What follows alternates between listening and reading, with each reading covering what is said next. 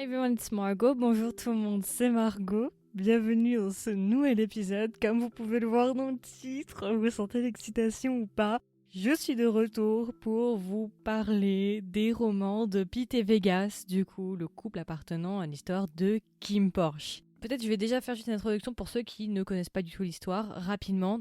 Donc si jamais en fait, il existe un roman qui s'appelle Kim Porsche, qui fait 4 volumes et qui a été adapté l'année dernière en drama.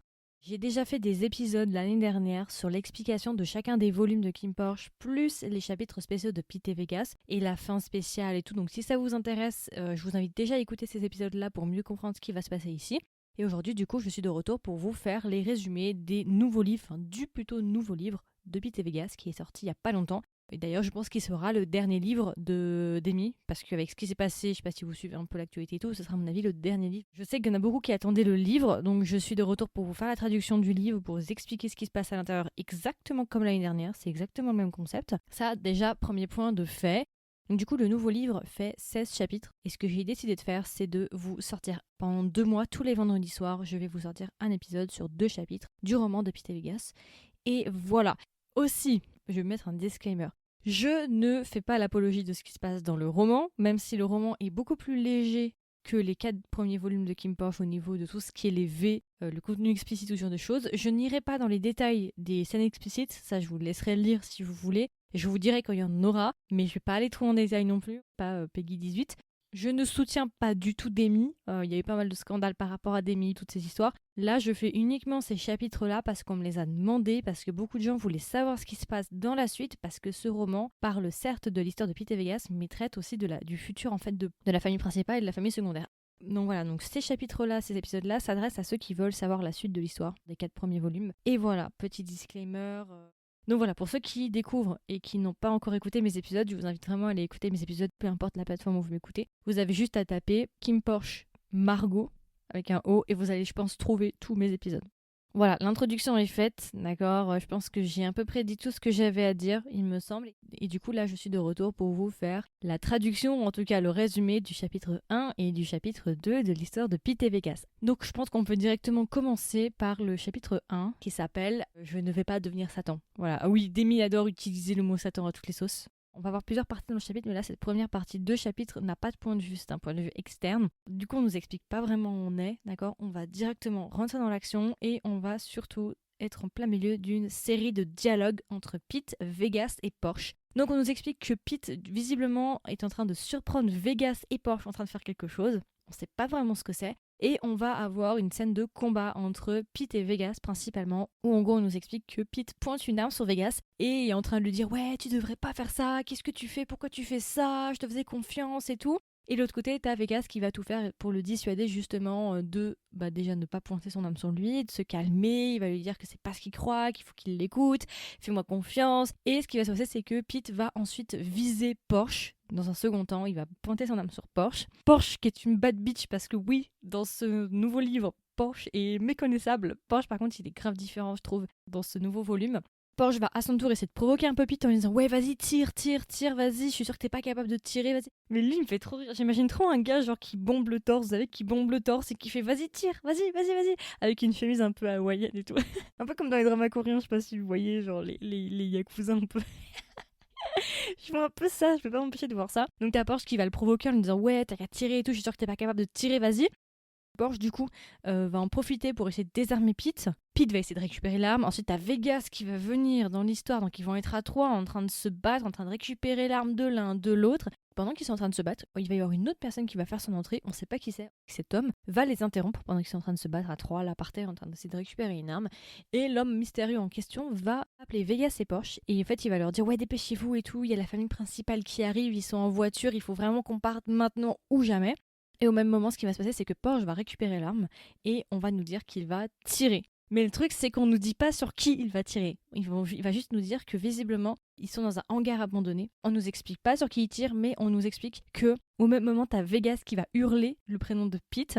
Pete va tomber par terre, visiblement, et Pete va perdre connaissance. Au même moment, t'as Vegas qui va essayer justement de réveiller Pete et tout. Enfin, voilà, Vegas il est en panique. Et t'as Porsche qui va prendre Vegas, qui va le tirer et qui va lui dire « Ouais, dépêche-toi, on doit partir et tout, bouge tes fesses, quoi. » Et le flashback va se terminer à partir de ce moment-là. Donc là, c'est la fin du flashback. Visiblement, Porsche qui tire sur Pete, Pete qui perd connaissance, Vegas qui essaye de sauver Pete et Porsche qui tire Vegas pour qu'il s'enfuit avec l'homme mystérieux qui les a prévenus que la famille principale arrivait. Fin du flashback. Ensuite, toujours dans le même chapitre, on revient 3 mois avant. Point de vue de Vegas, c'est là où les choses vont devenir un petit peu problématiques. Alors, en fait, on a une scène, on va avoir une très longue scène où on nous explique en gros que Vegas et Pete sont en train de dormir, tel un couple normal, ils dorment dans leur lit. Et on va nous expliquer, il va y avoir une longue scène où en fait leur enfant Venise, du coup, je sais pas si vous vous rappelez, mais à la fin du volume 4, ce qui se passe, c'est que le père de Vegas meurt. Et le père de Vegas, il s'était remarié avec une femme et ils avaient eu un autre enfant qui était Venise, qui était le bébé, quoi. Et à la fin du volume 4, t'as Pete qui décide d'adopter Venise. Vegas il veut pas mais Pete il le force, bref. Là on nous explique du coup qu'ils vivent leur vie de couple avec Macao, Venice, Vegas et Pete du coup à 4 et que là on nous explique du coup qu'ils sont en train de dormir et qu'en pleine nuit Venice va les réveiller, il va commencer à hurler. On est sur le monologue interne de Vegas qui nous explique en gros qu'il en a ras le voilà de Venice parce qu'en fait Pete est tout le temps avec Venice et que du coup il n'a plus de temps pour lui. En gros il est jaloux d'un bébé pour la faire simple. Il est jaloux parce que Pete passe plus de temps avec un bébé qu'avec lui, grossièrement c'est ça. Et ce qui va se passer du coup c'est que Pete va vouloir aller se lever pour aller voir ce qu'a Venice, mais Vegas lui est jaloux, du coup il va empêcher Pete d'aller voir Venice. Et ce qui va se passer aussi, c'est que Vegas va me dire ouais, à cause de Venice, j'ai pas le temps de ken avec Pete, donc là c'est mon moment, donc maintenant ce soir on va ken et Venice il a qu'à chialer dans son coin, on n'ira pas l'aider. Je me demande si je suis pas un peu trop sobre pour lire ce roman. C'est la question qui sera posée tout au long de ces 16 prochains chapitres. Donc tu vas avoir une longue scène en fait où Vegas va forcer Pete du coup à coucher avec lui, pendant que Venice à côté est en train de chialer toutes les larmes de son corps. Pendant que Vegas, lui, il est en train d'attacher Pete avec une ceinture. Ouais.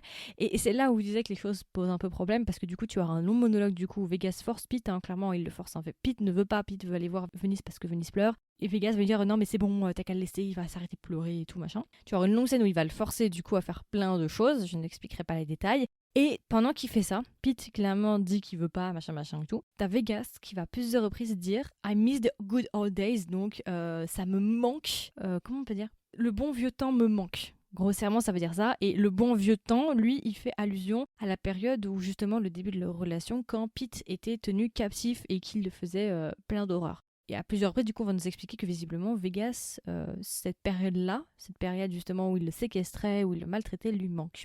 Ok, donc là déjà on se dit bon, c'est pas du tout le Vegas qu'on avait laissé au volume 4 et au chapitre spéciaux là, Very Special Christmas et tout. À la fin on discutera de l'analyse. Donc voilà, t'as une grande scène où il le force, machin. Vegas nous explique qu'il déteste Venice, qu'il est jaloux de Venice et que de l'autre côté t'as Macao, lui qui aime beaucoup Venice et que Pete aussi aime Venice en fait et que tout le monde aime Venice sauf lui et qu'il est jaloux parce qu'il passe plus de temps avec le bébé qu'avec lui. Ensuite, on va passer du coup le lendemain, on va avoir un petit déjeuner de famille là où ils vont tous discuter ensemble. On nous explique que Macao va à l'université à présent, donc il a fini son lycée. On a une petite scène justement où Vegas doit aller au travail et Vegas dit justement à Pete voilà je dois aller au taf et tout, si jamais ce soir je vais rentrer tard parce que j'ai un rendez-vous avec Porsche, faut qu'on travaille et tout. Et Pete va lui dire ok pas de souci, on se revoit ce soir, pas trop tard machin. Et Vegas nous dit, et c'est là où les choses deviennent très suspectes, mais dans le monologue interne de Vegas, il nous dit en fait que c'est faux, il nous dit qu'en fait il va passer toute la journée avec Porsche. Vous sentez les embrouilles venir ou pas? Parce que moi je les sens. Du coup, on passe directement à la rencontre, le rendez-vous avec Porsche et Vegas. Ils sont en train de discuter dans un bureau, on nous explique. Et on a un petit monologue justement où ils nous expliquent que ils passent beaucoup de temps ensemble. T'as Vegas qui est en train de boire, Porsche qui est en train de fumer. Et Vegas nous dit que effectivement, Porsche a beaucoup changé. Parce que justement, on nous explique du coup que Porsche a pris la tête de la famille secondaire. Vegas, lui, n'est officiellement plus la tête de la famille secondaire, mais il travaille pour la famille secondaire. Il assiste en fait Porsche, si vous voulez. Parce que vous savez, à la fin du volume 4, il a signé un papier pour Korn. Quand Vegas était à l'hôpital, Kim a amené un contrat. Vegas a signé le contrat pour céder tous les biens de la famille secondaire à Korn. Je sais pas si vous vous souvenez de ça. Korn a ensuite délégué la famille secondaire à Porsche. Et Porsche, justement, a fait revenir Vegas. Voilà. Vegas nous dit que Porsche a beaucoup changé. Et Vegas nous dit que effectivement Porsche est très attirant et très beau. Il a un charme encore plus qu'avant. Voilà. Et ensuite, on va assister à une discussion mystérieuse entre les deux. En gros, on va avoir une petite discussion entre Porsche et Vegas qui nous disent en fait, t'as Vegas qui dit ouais, si Pete sait ce qu'on est en train de faire, on est vraiment dans la merde. Et Porsche dit la même chose, mais bon, on doit quand même le faire. Et on nous explique en gros que les deux culpabilisent, qu'ils se sentent pas bien de faire ce qu'ils font, mais qu'ils doivent quand même le faire. Voilà, on nous explique pas ce que c'est. Et ça, c'est la fin du chapitre 1. Du coup, on termine avec cette discussion un peu mystérieuse entre les deux, où on nous explique qu'ils font certaines choses qu'ils sont pas censés faire, ils culpabilisent à propos de ça parce qu'ils mentent à leurs copains respectifs, mais qu'ils sont obligés de le faire. Faut savoir en fait que ce chapitre 1, c'est un chapitre de provocation. C'est un chapitre qui est fait pour attirer le lecteur pour se dire oh my god, le petit flashback où t'as Porsche qui tire sur Pete, Pete qui tombe dans les pommes, Vegas qui prend le parti de Porsche et ils partent ensemble et s'enfuient. Surtout, je pense, le plus problématique, c'est cette partie où Vegas force Pete et explique que ça lui manque quand il maltraitait Pete. En fait, ça je l'avais déjà soulevé, le Vegas que nous avons dans cette partie-là n'est pas du tout le même Vegas que nous avons quitté à la fin du volume 4 et à la fin des chapitres spéciaux. Very Special Christmas, là, quand Pete emmène Vegas sur son île. Et c'est ça qui m'avait beaucoup surprise à l'époque. J'avais dit, mais c'est pas du tout la même psychologie à la fin du volume 4 et des chapitres spéciaux. Vegas se sent vraiment terriblement mal par rapport à ce qu'il a fait à Pete. Il ne veut plus du tout le maltraiter de cette manière-là. Il regrette ses actes passés et il veut tout faire pour se faire racheter. Ici, on a un Vegas qui, au contraire, se comporte mal et n'a visiblement aucun problème à se comporter mal et même ça lui manque les good old days comme il dit. Clairement c'est de la provocation pure et dure, c'est pour attiser le lecteur, pour faire du bruit, pour faire de la pub négative, c'est toujours mieux que rien du tout. Et je pense qu'il faut pas trop le prendre au sérieux parce que je peux vous le dire, dans le chapitre 2, on va à nouveau avoir un Vegas entre guillemets qui est dans la même continuité que les romans précédents. Mais c'est vrai qu'à l'époque ça m'avait beaucoup surprise parce que je m'étais dit mais c'est pas du tout la psychologie du Vegas qu'on avait laissé à la fin des volumes. C'est à peu près tout pour ce chapitre 1. Et là, tout ce que je vais vous raconter à partir de maintenant, c'est à partir des 3 mois, on va traiter tout ce qui s'est passé juste avant d'arriver à ce fameux flashback dans le hangar où Porsche tire sur Pete visiblement. Voilà. Ok, alors du coup, chapitre 2 qui est du point de vue de Vegas. Et le nom du chapitre, c'est At My Worst, donc à ma période où je suis le plus bas. Je pense que c'est la meilleure traduction. Alors du coup on se place juste après justement le chapitre 1 et là du coup on a un petit saut dans le temps, on est la nuit, visiblement Vegas rentre de sa longue journée de travail avec Porsche alors qu'il a menti à Pete. Et en fait ce qui va se passer c'est quand il va rentrer il va réveiller Pete. Donc d'une part déjà il nous explique Vegas que il se sent coupable par rapport au fait qu'il lui mente et il se sent pas très bien par rapport à ça. Et d'autre côté il va aussi constater qu'il a réveillé Pete et il va constater que Pete a beaucoup de bleu sur son corps. Et du coup, il va lui dire ouais, ils viennent d'où, c'est bleu, machin, machin. Et puis il va dire non, rien de spécial, tu sais, c'est le travail comme d'habitude et tout. Et Vegas va dire bah c'est quand même bizarre parce que bon, comment il a fait pour arriver, pour survivre aussi longtemps dans la famille principale s'il est aussi maladroit parce que c'est pas la première fois que je le vois avec des bleus. Pete va essayer de changer de discussion et va lui dire ouais, du coup t'as beaucoup de travail avec Porsche et tout, ça va ces derniers temps et tout. Et il va constater que Vegas a bu. Du coup, Pete, il va péter une petite crise parce qu'il va dire ouais, mais vous m'invitez jamais à boire, moi aussi j'ai envie de picoler et tout, pourquoi moi je suis jamais invité et tout, non, non, bon voilà, ok. Et Vegas va nous dire que, étonnamment, Vegas s'attendait à ce que Pete s'énerve du fait que justement il rentre hyper tard et qu'il est toujours absent, parce que c'est pas la première fois visiblement qu'il fait ça. Et Vegas nous dit que il est assez surpris en fait que Pete n'a pas l'air d'accorder plus d'importance à ça et de pas le prendre personnellement ni de se méfier. Donc bon, en même temps, pourquoi il se plaint? Il devrait plutôt se réjouir que Pete pour le moment ne dit rien parce que bon, voilà. Et justement, pour changer un petit peu de discussion par rapport à ce qu'il disait juste avant, Vegas va commencer, on sait pas trop, c'est vraiment random, ça n'a rien à voir, c'est pas moi qui ai écrit le roman, venez pas me m'attraper ma veste, tu sais rien. Mais Vegas, il change de discussion totale et il commence à prendre Pete dans ses bras, il dit ouais, quelles sont les 3 personnes que tu aimes le plus Non, quelles sont les 3 choses que tu aimes le plus au monde? Et Pete, il dit ouais, est-ce que je peux inclure manger et dormir? Bon, ça, on retrouve un petit peu ce qui s'était passé quand il était séquestré chez Vegas, il avait dit, je crois, un truc un peu similaire. Et du coup, genre, il va y avoir une longue discussion, justement, Vegas va lui demander les personnes qu'il aime le plus au monde. Pete, il va dire qu'en fait, il aime absolument toutes les personnes qu'il aime en retour. Grossièrement, c'est ça. Et Vegas va dire ouais, du coup, est-ce que tu serais capable de mourir pour la personne que t'aimes ou pour une personne que tu aimes? Et Pete va lui dire non, hors de question que je meure pour qui que ce soit, parce qu'il y a trop de personnes qui dépendent de moi et je peux pas me permettre de me sacrifier pour quelqu'un, même si j'aime beaucoup cette personne. Bon, voilà, en gros, une petite discussion philosophique, la nuit, les 3 heures du mat, ils sont émotionnels, voilà, Vegas est un peu bourré, donc petite discussion philosophique sur la vie, les étoiles, la vie, la mort, la réincarnation, en gros. On va ensuite avoir un saut dans le temps, on va se placer le lendemain matin et en gros on va avoir une grande scène familiale où ils sont tous autour d'une table, donc t'as Vegas, Pete, Maekao et Venice.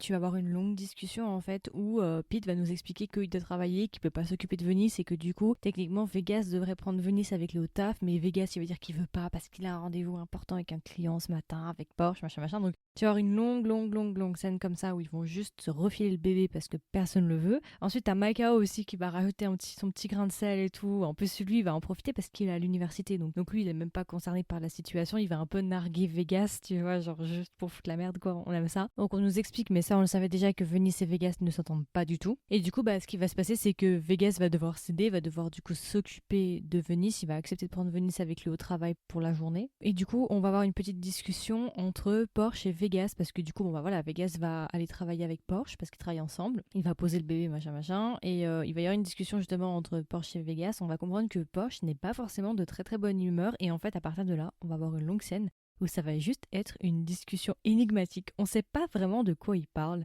C'est genre une discussion prise hors contexte. Genre, c'est comme si vous tombiez sur leur discussion sans vraiment savoir de quoi ils parlent. Et en gros, ils vont nous dire que visiblement Porsche est assez de mauvaise humeur, qu'il va nous dire, je cite, qu'il en a marre et que c'est dur pour lui de cacher ça, de continuer à faire ça. On sait pas ce que c'est ça, mais en tout cas, il le vit assez mal, il est assez fatigué par ça. Et Vegas va essayer de le réconforter en le prenant dans ses bras. Ouais, il va mettre ses bras autour de ses épaules. Non mais moi je relais l'information, après vous faites ce que vous voulez, vous imaginez, vous fantasmez, vous faites ce que vous voulez. Moi je vous donne le post-it. Et Vegas nous dit même, c'est là où c'est le plus intéressant, il nous explique qu'en gros ils se sont vraiment rapprochés depuis qu'ils travaillent ensemble et que maintenant en fait ils ont atteint un stade de non-retour où ils sont vraiment fusionnels et ils se comprennent vraiment, ils sont à un stade de connexion qui est assez important. Et vraiment, ils se comprennent, ils n'ont même pas besoin de mots pour se comprendre et tout. Moi, je vous ai dit, le mot de ce roman, c'est sabotage. Elle a voulu saboter, elle a dit, je tombe dans le ravin, vous tombez tous avec moi. C'est un peu ce qu'elle est en train de faire, j'ai l'impression qu'elle est en train de prendre en otage d'histoire là. Bon voilà, donc là on a une petite scène émouvante entre guillemets. Ensuite tu vas avoir une autre scène où rien à voir. Tu vas avoir Vegas qui va devoir changer la couche de Venise. Ouais, je sais. Non mais cherchez pas à comprendre. Le roman, c'est qu'une succession de scènes de vie de couple avec quelques moments d'histoire et d'intrigue. C'est juste ça en fait le roman. Donc tu auras une longue scène où justement Vegas va vouloir se débarrasser de Venise parce qu'il en a marre, parce qu'il doit changer sa couche. Il a pas envie de changer sa couche. Il a même jamais changé de couche, je crois. Bref, t'as une scène où il va utiliser même du scotch. Vous savez, les scotch gris là pour kidnapper les gens. Il va même utiliser ce type de scotch là pour scotcher la couche. Enfin bon, bref, t'as une longue scène comme ça. Ensuite, on va directement passer à la scène du meeting du coup, parce que je vous l'avais dit juste avant, Vegas il a un rendez-vous professionnel avec un client. Il est censé être avec Porsche, donc Vegas va devoir amener le gamin avec lui. Ouais, je vous dis pas. Et en gros, t'as une longue scène où justement le client il s'appelle Kunchal. Sharl. Tu vas avoir une petite scène où le client va dire ah c'est votre fils et tout, il vous ressemble, machin, je sais pas quoi. Pendant qu'ils sont en train de travailler avec le client et tout, en gros, on nous explique, je crois qu'ils vendent des modèles d'armes, d'après ce que je comprends. Vu que c'est la famille secondaire, c'est eux qui font les trafics d'armes et ce genre de choses, donc eux ils sont censés vendre des armes du coup à Conchal. Et du coup, ce qui va se passer, c'est que Vegas va mettre dans un coin Venice, il va lui donner un jouet, sauf qu'on oublie de préciser que le jouet en fait c'est un prototype d'arme. Ouais. Alors, prototype d'arme, pour ceux qui savent pas, c'est quoi? En gros, c'est, si vous voulez, c'est comme l'arme qui est censée être vendue, mais sans être dangereuse. C'est-à-dire que elle a pas les balles, elle a rien. C'est qu'un bout de plastique, en fait. C'est juste pour montrer à quoi ressemblera l'arme avant qu'elle soit produite. Bref, il va lui donner du coup le modèle de l'arme pour jouer. Et Vegas va vouloir récupérer le prototype pour le montrer au client, sauf que Venice va pas vouloir lâcher l'arme. Bref, il va y avoir une scène de combat entre un adulte et un gamin de 3 ans, pour la faire courte. Et il va retirer l'arme, Venice il va commencer à pleurer et tout. Et Vegas, il va le laisser dans son coin et continue du coup son meeting avec Porsche et le client. Et quand il va se retourner, il va constater que Venice a disparu. Ouais, Venice s'est barré, visiblement. Et du coup, tu vas avoir une scène où Vegas, il va commencer à paniquer, il va commencer à chercher partout l'enfant, ils vont chercher les caméras de surveillance. Et entre-temps, t'as Pete qui va l'appeler, qui va dire ouais, chérie, j'arrive bientôt, ça se passe bien avec Venice et tout. Et t'as Vegas qui va faire oui, oui, tout est sous contrôle. Et le gars, il est avec la caméra de surveillance en train de chercher où est-ce qu'il est passé, le gamin. Et du coup, bah voilà, donc Vegas va dire que tout est sous contrôle, ok. Après, on va couper, entre guillemets, dans le futur. On est dans le bureau de Vegas et on comprend que du coup, Venice a été retrouvée, alors on ne nous explique pas comment. Au même moment, t'as Pete qui va arriver, du coup, parce qu'il avait, justement, il a fini sa journée de travail, donc il va revenir au bureau pour voir, pour récupérer l'enfant et rentrer à la maison. Et bien évidemment, Pete ne sait pas ce qui s'est passé, donc t'as Vegas qui va dire oui, oui, tout s'est très bien passé aujourd'hui, il était calme, il faudra juste lui faire passer un petit bain, il est un peu sale, il a beaucoup joué. Au même moment, t'as Kin qui va aussi rentrer dans le bureau. Et là, tu vas avoir une petite discussion énigmatique où en gros, Takin, je sais pas exactement comment le formuler, mais en gros, il lui dit ouais, ça va, et toi ouais, ça va. Kin va regarder Pete, ensuite il va regarder Vegas, ensuite il va regarder Pete, il va regarder Vegas, et il va dire t'as de la chance d'avoir Pete quand même. Hein. Et ensuite, on va avoir un flashback où en fait, on découvre que la personne qui a trouvé l'enfant, c'est Kin, et en fait, Kin a trouvé le gamin dans une poubelle. J'imagine tellement la scène avec Kin qui porte le bébé en disant putain, il est à qui ce gamin? La leçon que je tire de cette histoire-là, c'est que heureusement que Venice ne peut toujours pas parler. C'est mieux, je pense, pour tout le monde. Ensuite, tu vas avoir un saut dans le temps où, en tout cas, on va passer à autre chose. On va se retrouver dans le bureau de Korn. Oui, il est enfin temps de commencer à parler de choses sérieuses. Donc, on va être dans le bureau de Korn. Bon, là, c'est bon. Après, les bails de vas-y, change tes couches, pampers et tout, on est enfin sur Korn. On commence les choses sérieuses, là. Et en gros, on comprend que Vegas, du coup, a été convoqué dans le bureau de Korn. En fait, Korn, il va vouloir un petit peu interroger Vegas par rapport au travail et l'avancement justement de leur taf et la famille secondaire, comment ça se passe et tout. Et plus particulièrement, Korn va commencer à poser des questions en fait sur Porsche, parce que vous savez, je vous avais expliqué juste avant, Porsche, il a pris la succession du coup de la famille secondaire, mais il est encore nouveau à ça, il est novice, donc Vegas l'aiguille un peu et le forme un peu. Donc t'as Korn qui va un peu prendre des nouvelles, il va dire voilà comment se débrouille Porsche, machin. Et en fait, Vegas nous dit clairement qu'il déteste Korn et que sa fausse gentillesse, vous savez quand il prend les nouvelles, ça va, tu vas bien et tout, en fait il sait que c'est du bullshit, il sait que c'est des conneries. Il voit très bien le petit jeu de Korn et en gros Vegas va un peu jouer le jeu en disant bah oui, Porsche se débrouille très très bien, il fait des progrès de jour en jour, machin. Et leur discussion va être interrompue parce qu'en fait on nous a pas expliqué, mais dans la même pièce, on a Kim et Tankun. Tout le long de cette discussion-là, justement, où Korn prend un peu des nouvelles, essaie un peu de jauger la situation avec Porsche et Vegas. T'as Kim qui va pas arrêter de lâcher des petits pics en disant ouais, Porsche je l'aime bien, mais bon, à un moment donné, il faut qu'il soit professionnel. Enfin, vraiment, Kim, il va vraiment genre foutre le bordel. C'est vraiment celui qui tout le temps rajoute son grain de sel alors qu'on lui a rien demandé dans la discussion. Kim va même faire des allusions à Vegas en disant ouais, c'était quoi ce raffut dans l'entreprise et tout, tu cherchais ton enfant partout, t'es pas professionnel, pourquoi tu ramènes le gamin. En gros, ça voulait dire ça, hein. Clairement, ça voulait dire ça. Et au même moment, t'as Tankun qui va dire non, mais moi, je voulais dire la personne la plus à même dans cette maison pour éduquer l'enfant, c'est moi. Je suis pas sûre. À la limite, pour lui donner des années de psychanalyse, oui, mais pour l'éduquer, je suis pas sûre. Donc voilà, t'as des petites discussions comme ça avec les frères, t'as toujours Tankun qui est un peu en décalé par rapport au reste, et t'as Kim qui aime bien chercher les problèmes, provoquer Vegas. Puis après, t'as Korn aussi qui va un peu aiguiller en disant ouais, Vegas, j'ai l'impression que tu travailles vraiment dur ces derniers temps. Et puis Kin aussi, j'ai constaté que vraiment. Et puis Porsche aussi, vous rentrez tous très très tard le soir. Vous devriez quand même un peu vous reposer et tout. Vous méritez de vous reposer, ça sert à rien de se tuer à la tâche. Kim, par la même occasion, va lui faire comprendre qu'il est incompétent et que pourquoi il met autant de temps à taffer, pourquoi il rentre aussi tard le soir, s'il est si bon que ça, il devrait faire le travail très rapidement. Et en fait, ce qui va se passer, c'est que du coup, Vegas va un peu jouer le jeu, il va pas vraiment. Enfin, il va fight back, il va provoquer, mais pas non plus au point de se jeter la gorge de l'autre, quoi.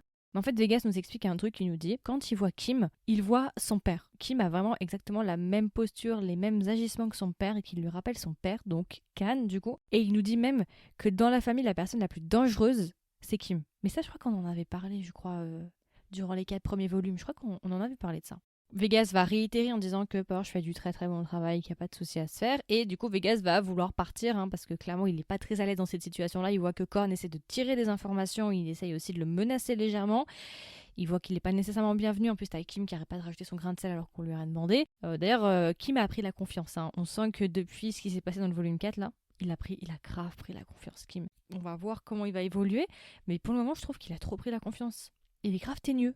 Donc t'as Vegas du coup qui va vouloir s'excuser, il va partir, il va dire bon voilà j'ai du taf, je dois rentrer, machin. Et avant de partir, t'as Korn qui va dire à Vegas tu sais, par rapport justement au fait qu'il rentre tard et qu'il travaille beaucoup, tu sais, tu devrais prendre soin de Pete parce que Pete t'aime beaucoup. Et Vegas va se retourner, il va regarder Korn et clairement il va directement comprendre que c'est genre une menace en fait. Qu'il est en train de lui dire je connais tes faiblesses, je connais ta faiblesse c'est Pete, donc fais attention à ce que tu fais, n'essaie pas de jouer avec moi, je connais ta faiblesse. En fait Vegas va jouer un peu les bêtes quoi. Il va juste dire ok et il va partir et le chapitre 2 va se terminer là-dessus. Enfin on commence un petit peu à avoir de la progression par rapport à l'histoire principale, à la trame principale, parce que c'est vrai que durant les 2 premiers chapitres là, c'est malheureusement principalement que la vie de couple de Vegas et Pete. Alors après c'est vrai que le livre c'est censé être sur eux, mais le livre c'est censé aussi être une suite. Donc j'espère que tout le roman ne va pas être juste des successions de leur vie de couple, parce que moi je m'en fous en fait. Je pense que vous aussi pour une grande partie, ce que vous voulez savoir c'est la progression de l'histoire et pas tant juste Vegas qui change les couches,